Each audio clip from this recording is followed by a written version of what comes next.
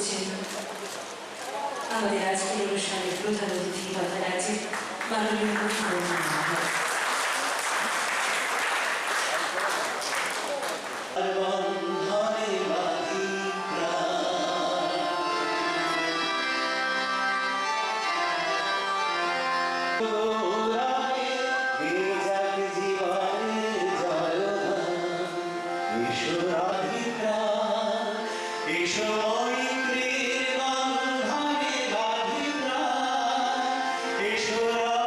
এই দিবসের যে মূল ভাবনা সেটা হচ্ছে রক্ত প্লাজমা দান করুন, জীবনকে সর্বদা ভাগ করা।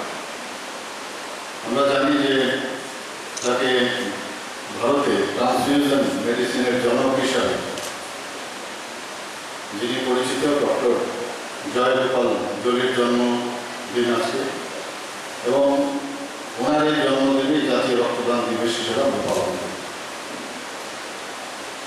আমরা সবাই জানি যে ত্রিপুরাতে যেভাবে রক্তদানে মানুষ এগিয়ে আসেন এবং সেই বিষয়ে সারা ভারতবর্ষে কিন্তু আমাদের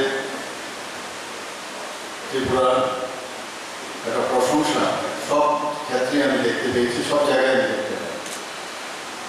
আমরা জানি রক্তের কোনো সাবস্টিটিউশন নেই, হয়ও যখন আমরা সার্জারিতে নামি তখনই আমরা দেখি পেশেন্টের তার হিমোগ্লোবিন কতটুকু আছে, দেখে আমরা সেইভাবে চিন্তা করি যে ওখানে এই অপারেশন করতে গেলে কত রক্তক্ষরণ হতে পারে। তো কমসে কম দুটো ইউনিট না নিয়ে মিনিমাম দুটো ইউনিট নিয়ে তবেই আমরা ওটি টেবিলে যাই। এবং এই ব্লাড ট্রান্সফিউশনের বিষয়ে এখানে বলা হয়েছে যে তারও নিরাপত্তা দরকার। একজনের ব্লাড আবার আরেকজনকে রক্ত বলে দেওয়া যায় না, তারও বিভিন্ন গ্রুপ আছে, আরএস ফ্যাক্টর আছে, সবগুলো মিলিয়ে পরীক্ষা নিরীক্ষা করে তবেই সেই রক্ত ট্রান্সফিউজ করা যায়। কিছু জায়গায় আছে মানে ইউনিভার্সাল যে ডোনার আছে, ইউনিভার্সাল যারা অ্যাকসেপ্টার, কিন্তু সব রক্ত সবাইকে দেওয়া যায় না, সব রক্ত পরীক্ষা না করেও দেওয়া যায়। রক্তদানের একটা সুবিধা হচ্ছে নিজের শরীরে কোনো রোগ আছে কিনা সেটাও কিন্তু নির্ধারণ হয়ে যায়। আমরা জানি যে রক্তদান 18 বছর থেকে 60 বছর, আবার অনেকে যারা নিয়মিত রক্তদান করেন 65 ইয়ার্স পর্যন্ত রক্ত দিতে পারে এবং তার ওয়েট যদি ঠিকঠাক থাকে তবে সেটা সম্ভব। এবং এটা নিয়ে একটা কুসংস্কার আছে যে রক্ত দিলে যে রক্ত দেয় ওর শরীর খারাপ হবে। আমরা জানি যে রক্ত দিলে ওর শরীর ভালো থাকে, হার্টের জন্য খুবই ভালো, কারণ রক্ত দেওয়া তার যে থিকনেস সেটা কিন্তু অনেকটা থিন হয়ে যাওয়াতে হার্টের জন্য সেটা অনেক সুবিধা হয় এবং সেই রক্ত আবার মানে কয়েকদিনের মধ্যে সেটা শরীরের মধ্যে তৈরি হয়। তো সেই কারণেই কিন্তু এই রক্তদান দিবসে আমরা এই বিষয়গুলো আলোচনা করি এবং যারা রক্তদান নিয়মিত করেন তারা তো করেনি, কিন্তু যারা এখনো নিরুৎসাহ আছে তাদেরকে উদ্বুদ্ধ করা আমাদের সবার কাজ। এবং গত বিধানসভার যে নির্বাচন হয়ে গেল তখন আমাদের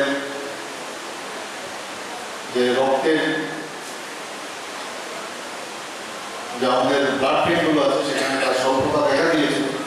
আমি তখন আহ্বান করি যে সবাই যেন এগিয়ে আসে। নির্বাচনের পরে আহ্বান করার পর চারিদিক থেকে মানুষ সবাই এগিয়ে আসছে, বিভিন্ন স্বেচ্ছাসেবী সংগঠন এগিয়ে এসছে, সেটা ক্লাবই হোক, স্কুল কলেজের ছাত্রছাত্রী হোক, বিভিন্ন সংস্থা তারা সবাই এগিয়ে এসছে, ব্যবসায়ী থেকে আরম্ভ করে সব স্তরে মানুষ এগিয়ে এসছে এবং রক্তদান দিচ্ছে। আমরা সবাই জানি যে আমাদের 1% পপুলেশনের 1% মজুদ থাকতে হবে, অর্থাৎ যদি আমরা ধরে নিই 40 লাখ ত্রিপুরার জনসংখ্যা, তাহলে 40,000 অ্যাটলিস্ট আমাদের ব্লাড ব্যাঙ্কের মধ্যে থাকতে হবে।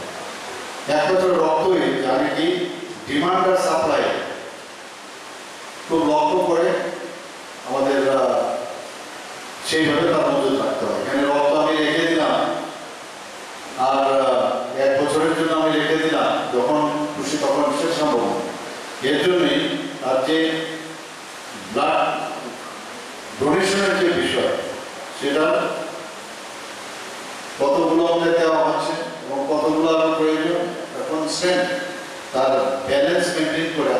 বেশি রক্ত দিলে আবার অনেক সময় সেটা নষ্ট হয়ে যাওয়া যায় এবং সেটা যদি প্রপারলি ইউজ না হয় ফেলে দিতে হয়। এবং আমরা আমাদের ব্লাড ব্যাংক আমরা কথা বলেছি, ইনচার্জ ডাইরেক্টর বলেছেন যে আমাদের এখানে ব্লাড ব্যাংক 12টা আছে সরকারি পর্যায়ে এবং 2টো আছে বেসরকারি পর্যায়ে এবং সেপারেট। এখন আজকাল আগে ফুল ব্লাড দেওয়া হতো, হোল ব্লাড, যাতে করে আমাদের যে রক্তেরও আননেসেসারি লোড হয় পেশেন্টের উপরে। এখন যেখানে কারোর প্লাজমার দরকার প্লাজমা দেওয়া যায়, কারোর মানে আরবিসি দরকার ডাব্লিউবিসি দরকার, প্লেটলেট আলাদা আলাদা সেপারেট করা হচ্ছে। তো আমাদের সেপারেটেড যে কেন্দ্র আছে সেটাও প্রায় 6টা। তো আমাদের সরকার সেইভাবে চেষ্টা করছে যে সব জায়গায় যেন আধুনিক যে ব্লাড ট্রান্সফিউশনের জন্য যে পদ্ধতিগুলো আছে তার জন্য যে যন্ত্রপাতির প্রয়োজন সেগুলো আমরা আমাদের সরকারের তরফ থেকে সেগুলো আমরা ব্যবস্থা করি। আমি একটা কথাই বলবো যে এখানে যারা আগামী দিনের যারা ভবিষ্যৎ এই ব্লাড ডোনেশনের বিষয়ে অন্যদেরকে অবগত করানো এবং এটা একটা সামাজিক দায়িত্ব এবং আমাদের দায়িত্বশীল নাগরিক হিসাবে এই রাজ্যের বাসী হিসাবে সবার দায়িত্ব যে ব্লাড ব্যাংকে বা বিভিন্ন যেসব ব্লাড ডোনেশনের শিবির হয় সেখানে সবাই যেন স্বেচ্ছা রক্তদান করে। এই ধরনের আমরা জানি যে রক্তের কোনো ধর্ম হয় না, আমি সবসময় এই কথাটা বলি, রক্তের কোনো ধর্ম হয় না, রক্তের কোনো মানে আমরা বলি সেক্স ডিটারমিনেশন হয় না। কারণ রক্ত সেই একজন মহিলার যে রক্ত একজন পুরুষের রক্ত তার মধ্যে কিন্তু ভেদাভেদ করা যায়, বা বয়স 18 বছরের রক্ত একরকম আর 60 বছরের রক্ত আরেক রকম, সেটাও করা যায়। যে রক্তের মাধ্যমে আমরা নিজেদেরকে আমরা বলতে পারি যে আমাদের মধ্যে আসলে কোনো রকম আমাদের যে ডিভাইডেড পরিস্থিতির বিষয় সেটা কিন্তু রক্ত আমাদের সেখানে we are all one, সেটা কিন্তু আমাদের মাননীয় প্রধানমন্ত্রী যেভাবে দেশকে সামনের দিকে এগিয়ে নিয়ে যাচ্ছে এবং আমাদের স্বাস্থ্য যাতে ঠিক থাকে এবং ত্রিপুরার মানুষ যাতে সুস্থ থাকে আমরাও সেভাবে চেষ্টা করছি। আমরা কোভিডের সময় মাননীয় প্রধানমন্ত্রী ওনার কারণে সায়েন্টিস্টরা ভারতবর্ষের মধ্যে আমাদের ভারতবর্ষের সায়েন্টিস্টরাই তৈরি করেছেন 2 ভ্যাকসিন, যে কারণে আমরা এই কোভিডের যে আক্রমণ হয়েছে তার থেকে আমরা বেঁচে আছি এবং বিনা পয়সায় উনি সমস্ত ভারতবাসীর জন্য যে ভ্যাকসিনেশনের ব্যবস্থা করেছেন। শুধু ভারতবর্ষে না, বিভিন্ন দেশেও উনি সেটা পাঠিয়েছেন, 100টার উপরে যে দেশ সেখানে উনি এই ভ্যাকসিন পাঠিয়েছেন।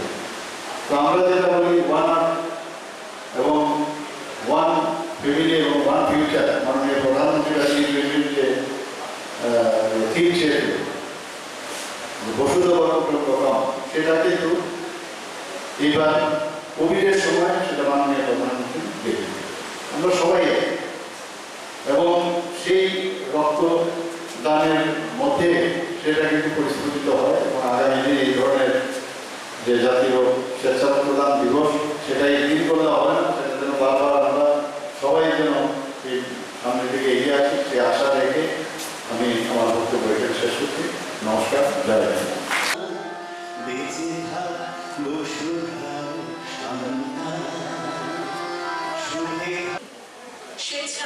জাতীয় স্বেচ্ছা রক্তদান দিবসে রক্তদান শিবিরের শুভ উদ্বোধন করলেন আমাদের আজকের অনুষ্ঠানের প্রধান অতিথি তথা রাজ্যের মাননীয় মুখ্যমন্ত্রী মহাশয়।